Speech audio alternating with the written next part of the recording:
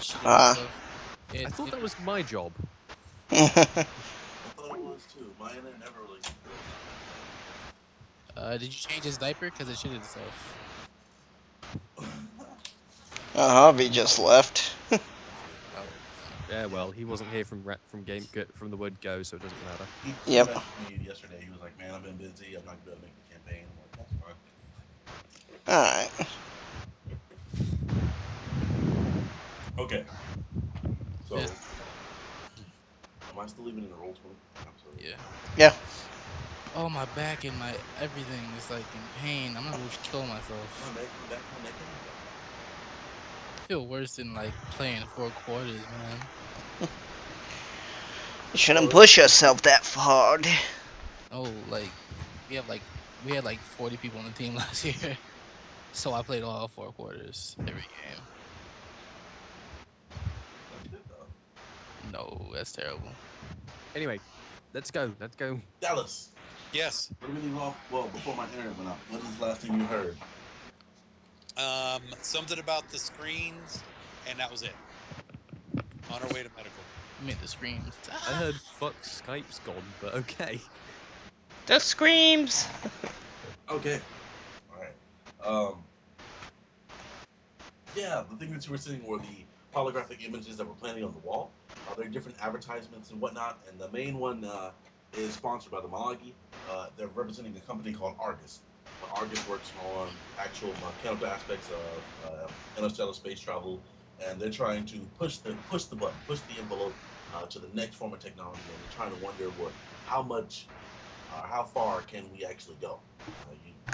Their big thing is that we used to say that the sky was the limit, but look where we are now.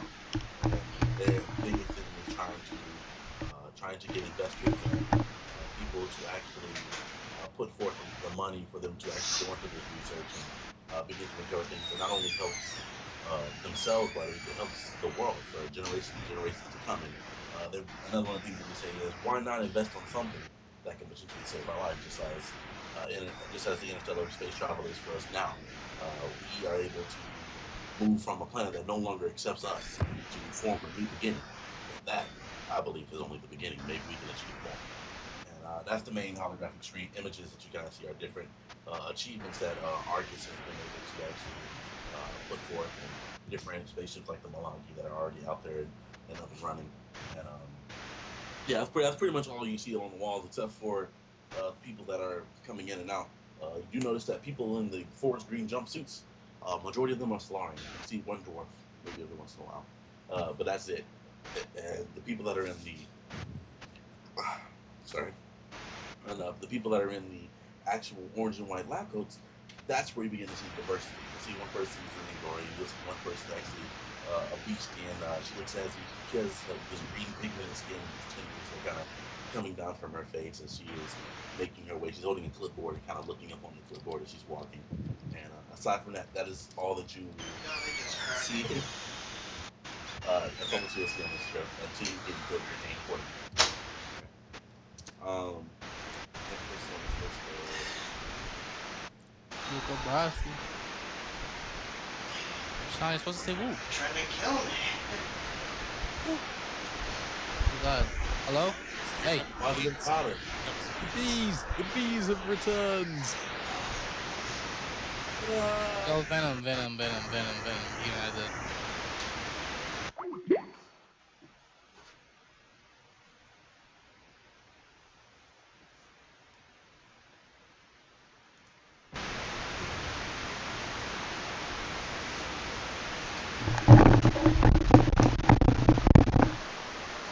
Yep.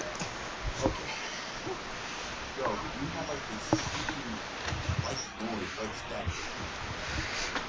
It's called bees. Oh, that was me? Yeah.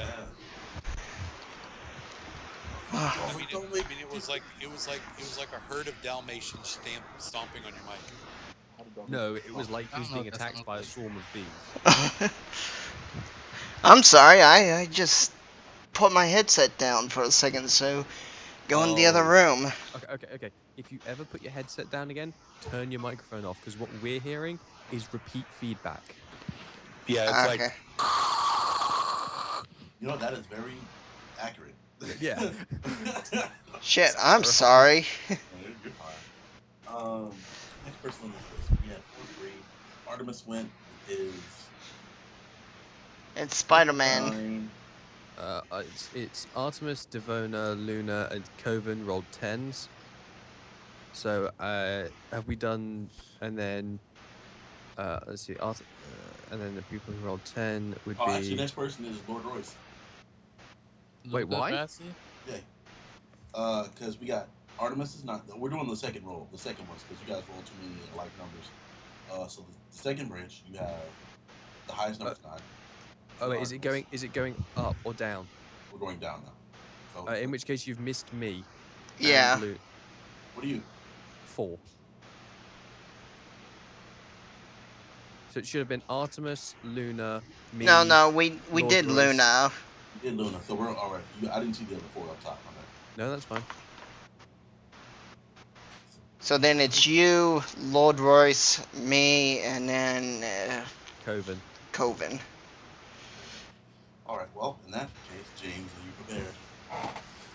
prepared? Let me get papers out and yes. Go ahead and roll Okay. me the D5.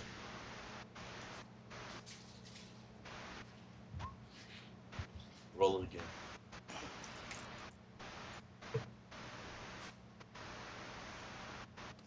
You ready? No. Ooh. Okay. Sod. All right. There we go. All right. So, what is your name? You're from first in Uh, class. James Irregloth. Okay. And Good. your race line. I am a Drider. Beastian. This would be this would be very interesting. Holy shit. Okay. All right.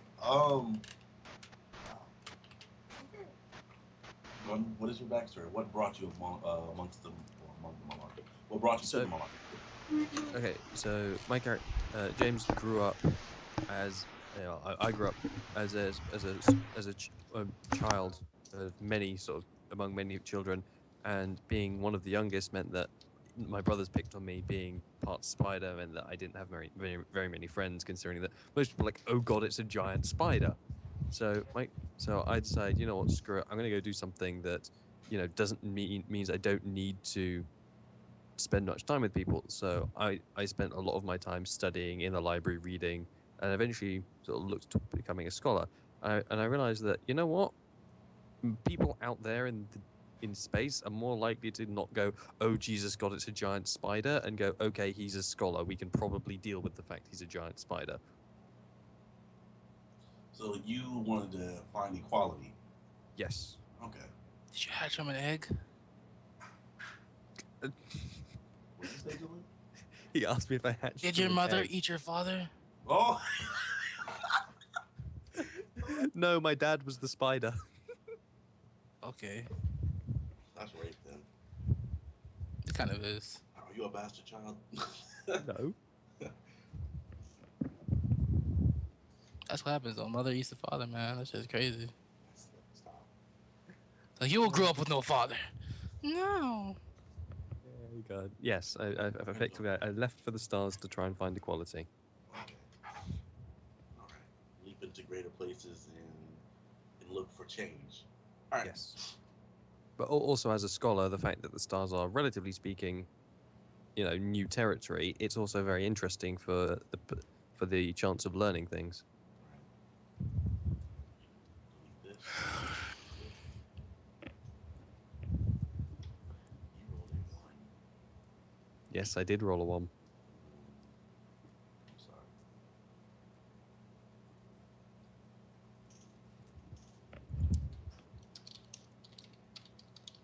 Okay.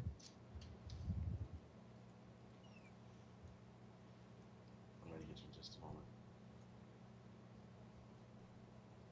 I bet you're the guy who stumbled out of his cryo tube and just started walking around. They That's spent me. all day to search for him. Okay. So you jump toward, leaped for the stars in order to find equality and new territory and moral lines of this new life, and for things to prove and how you were treated based on when you were growing up. When you heard about Valeska becoming inhabitable, and transport ships taking people to different planets. You saw that as a good opportunity to head out and on the third ship, which is the Malagi. You were actually able to raise up. All right, you're actually able to raise up enough for a ticket, and you begin to head out from there. You are going to be on the same ship as everybody else. Third, I'll be back.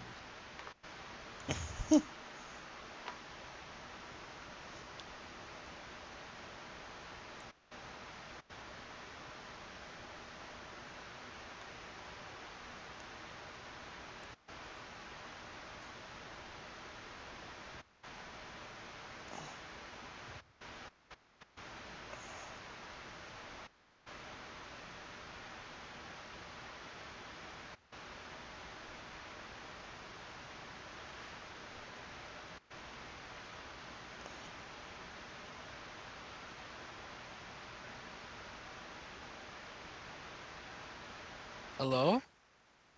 Hello. No. The DM has is BRB. Yeah. He had some weird chanter in the background. Sorry, I had to read a serial number off of the cable box. Pardon? I had to read a serial number off of the cable box. Right.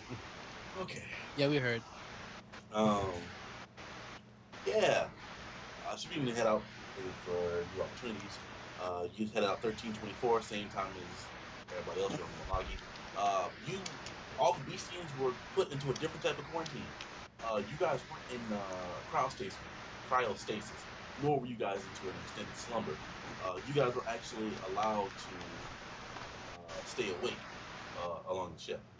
You guys, because depending on what type of beasting you were, or what type of bull you were, they ate different things. So they were able to actually the unorthodox amount of things that the boas ate, they were actually able to supply along the ship.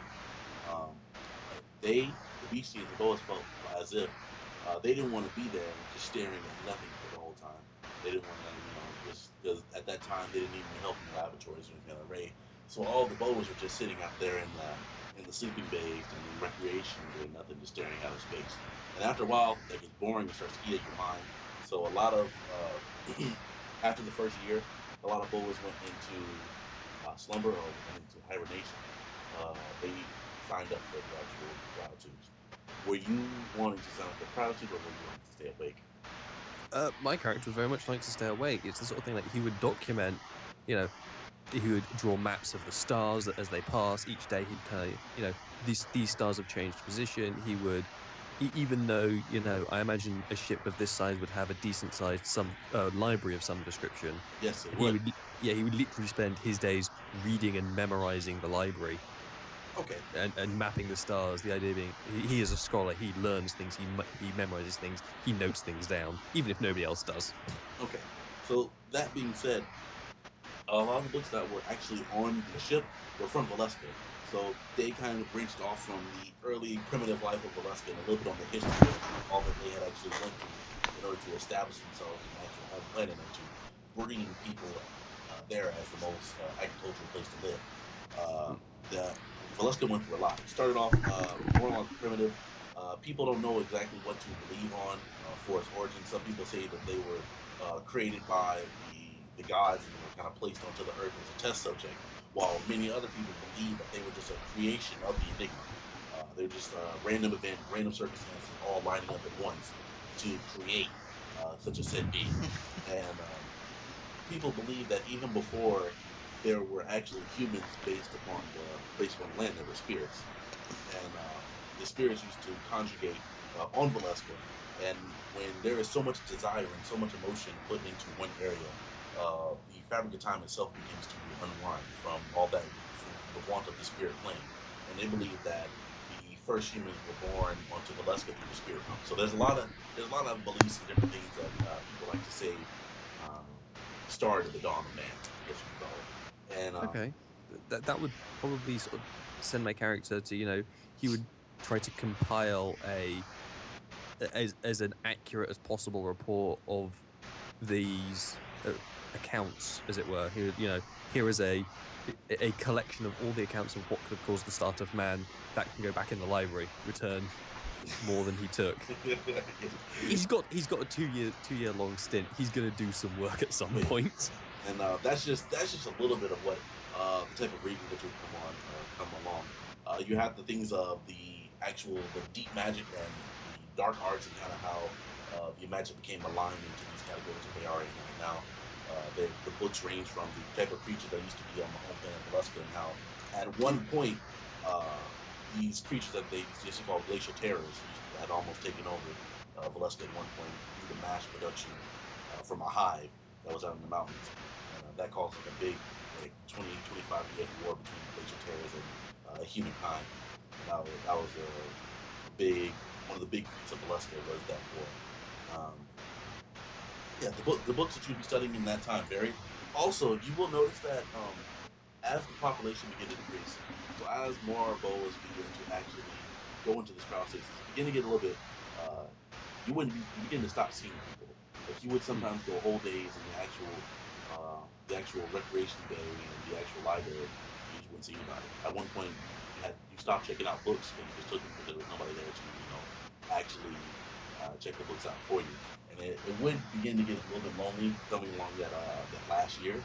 And also along that last year, you begin to see some uh, very, I guess you can call it unfathomable ideas. At first, you begin to see children that weren't big. So you saw a child, looks to be of a Florian male. I was kind of walking down the hallway, kind of heading away from your position. You spoke out to the child to get the child's attention because the child was wearing a cloak that was completely within the noon. And the moment that you spoke the child's name, the child began to run away from you, and you begin to follow after that kid in order to see where the child was going. And as the child cut around a corner, and you cut the same corner to look after the child was gone. Another Space incident, crazy. right? Another incident that you begin to see where that you were in the grand library, and a couple of the books begin to fall off the shelves that are right around you, and you would look through the actual cracks and from where the books have fallen down, and you see no one on the other end. And it's those type of things you begin to witness that begin to make you question: are these actually happening, or is deep space actually starting to get to me? And My character would be more concerned about, I wonder what books my subconscious is telling me to read at Right. this point. He'd probably just take the books and read them. uh, and those are the kind of antics and things that used to that followed you for that year until they actually begin to seep into your dreams. You would have these vivid dreams of one night the ship would go under attack, and the type of creatures that would be attacking the ship uh, were coming from the laboratory, and there were these very very demented looking beings with mortared and tormented flesh, and they begin to tear into the lives of these people that stayed awake on that did not go into the crowd stations as well. And then the creatures that did get to the crowd stations begin to kill all those that were in the crowd sleep. So it was a big massacre. And in that massacre, you did end up seeing that child again. The child was in the same hallway as you had seen him the first time. And you see a lot of the creatures that are just completely ignoring the child. It doesn't exist. And this time, when you actually called out to the child, he actually turned toward you, and you were able to meet glances with him. But as you guys sit gazing upon each other, you did notice that the child's eyes were completely gouged out, like they didn't exist. And there was blood running down the face of the body had this opening gas through it, and you begin to hear the child speak, but his mouth did not move. And he says, "You can see me too." And you begin to have these really weird and really tormented dreams. And coming along the actual month before you guys would reach the designated planet, you begin to see more actual personnel beginning to actually occupy the area, and so beginning to make it uh, suitable for actual human life once again, which it was still suitable. They had to be touching up. Nobody's been there for a while, so they got to clean up some stuff. Yeah, I was going to say, they're probably going to have to deal with a lot of my webs. Were you on right Um, now, Sean? James, which is Question: Is there like a psychiatric doctor or a psychiatric ward? yes, there is. Okay, which I imagine that when I start seeing more people and these dreams and such have died down, I'd probably go to the psychiatric doctor and say, while I was on my own in the ship doing sort of studying and things, this is what I saw. Can you tell me if I'm space crazy or is it just, you know? Okay, go ahead and roll me.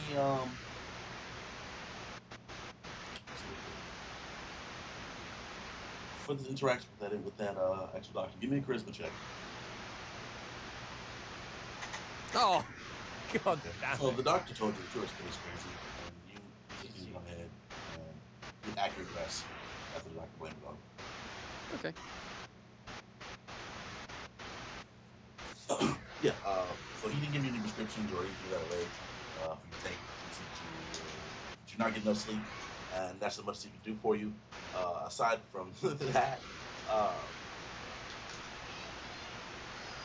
yeah, you're crazy. Get some sleep. Everybody's being woken up at the start of the new year, which is Frost Moon. That's what they call it. That's what the equivalent of January is for this system. They call it Frost Moon, and your day one, which they call Moon Day, instead of Monday, it's Moon Day. And this is when personnel actually came to you, and they begin to tell you that a lot of the other civilians are going to be awoken from their cryostasis and from their deep hibernation. And the head of the ship was going to host a meeting for all of the people in the actual courting room. Uh, Okay. the Malagi is broken into two levels. You have the actual Citizens Bay, which is where all of the recreation and things go, and then you have the top level, which is where all the working personnel go. So you were on Okay. the bottom level where we Okay. were giving this information. Another sort of side question. Yeah. What sort of the map's moved? That's weird. What sort of size are the corridors, like Uh, height wise? this place is very big. If we're going in length, they're 20 feet in length, and they come up 15 feet in height. So they're Okay. pretty big corridors. How wide are they? 25. Um, well, the hallways are about 20 feet. So the corridor, the actual branch, where the doors come out, Okay, make okay. Let me rephrase that question. As a drider who is probably quite wide and quite bulky, am I going to be in people's way walking down said corridors? no, you'll be fine. Okay, Due to it being a transport ship and it hosts about 2 million people, they made sure there's enough room for everybody to actually walk. Not all 2 million, but a good amount of people to walk their way out there before all they right. leave. So there's no need for me to walk on the walls or ceiling to keep out of people's No. way. Okay. Well, you might impale a few people here and there, if you don't. Yeah. I know. I'm just thinking the dwarves can probably walk straight under me. Right. It's like, oh, another. And I mean, like the first, yeah, you see who, The bees. The bees. yeah.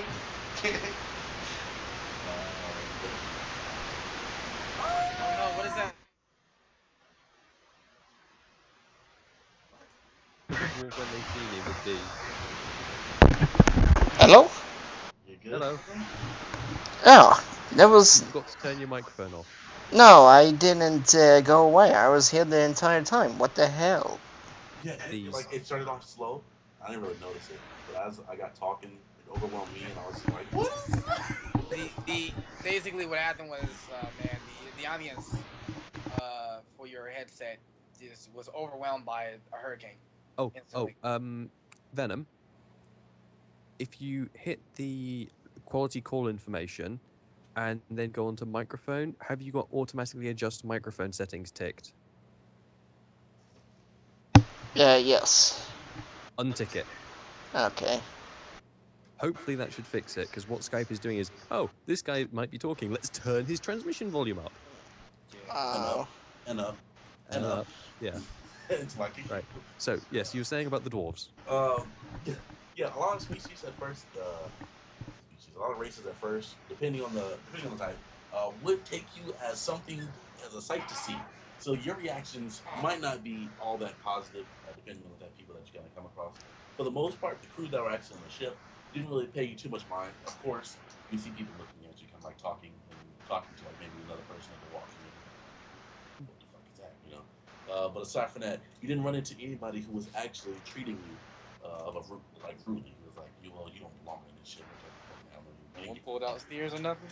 no, they didn't pull out the This is pitchfork. bullshit, man. Okay. So I did I not get a comment on the fact that when they were starting cleaning up again, they found like over 100 6-meter-sized webs across the place. No, they found it. They found it best to not engage you. What I'm not the going to comment on that. They found it best to not engage you and to continue to work. Um, Hey, you leave a spider alone in a building, what's going to happen? right, exactly. And after so many, you can build 2 of them things a day. Imagine a whole year, right, in one area. How people even get through that? They'd have to torture. Just flamethrowers. Going into aliens territory, flamethrower. Hey, at least there will be no insects on the ship whatsoever after that. What the fuck kind of insects are you gonna catch with a big ass net? Get out of here. Big ass space beetles and shit. Just Hey, it would be good for lunch. Lord. Unless their blood is toxic. Yeah, okay. No, Anyway, so I've been told there's a meeting at this. Yes, there's going to be a meeting in the big court room. The woman, she named the company after herself. Her name is Artist, and she's head of the blogging. She just wants to fill everybody in on kind of what the ship has been through in the past year. It might not be a meeting that you need to attend because you've kind of been aware of all the stuff that has been happening, like the creature that escaped from the laboratory, and people who had woken up early from the crowd too. And even though you didn't meet any of these people, word gets through engineers and not civilians, even civilians that are walking by, they kind of mention and talk about it, and you kind of listen and you hear a little bit like the word of mouth that you can go. Yeah. Okay, yeah, I might as well go. It'll be interesting.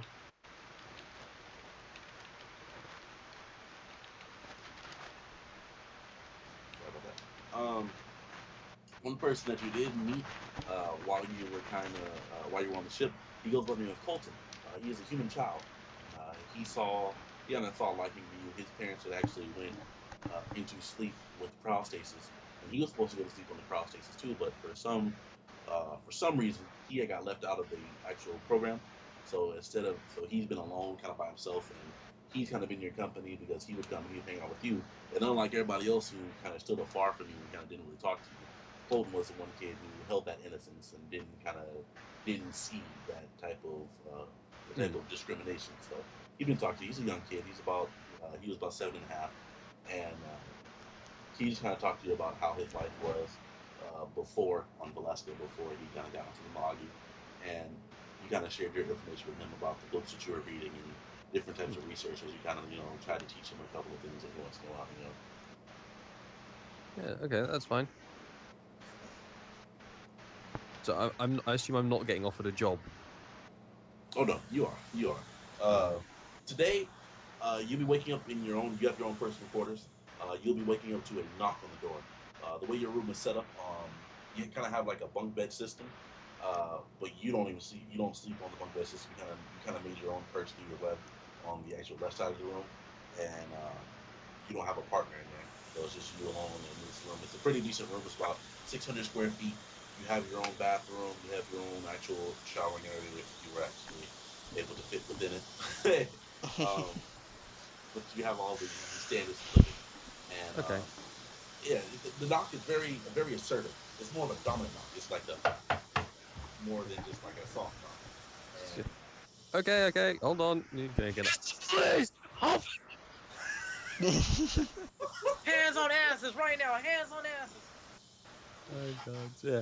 all right, I'll probably won't bother coming down. I'll just walk across the ceiling, open the door, and then walk back to my bed. It's like, yeah, I'm not even gonna try going on the floor this morning.